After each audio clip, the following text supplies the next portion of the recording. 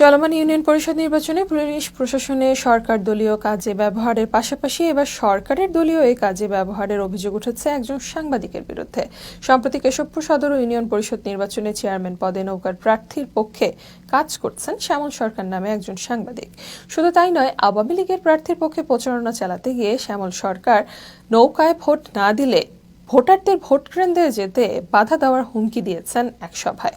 একজন সাংবাদিক হিসেবে প্রকাশ্যে তার এমন উস্কানিমূলক বক্তব্য দিয়ে তিনি নির্বাচনী আইন ভঙ্গ করেছেন উল্লেখ করে ঘটনা তদন্ত এবং বিচার চেয়েছেন ওই এলাকাবাসী। এ নিয়ে এলাকায় ক্ষোভের সঞ্চার হয়েছে। ঠিক আছে, কোন সমস্যা, কিন্তু ভোটটা দেবেন কোথায়?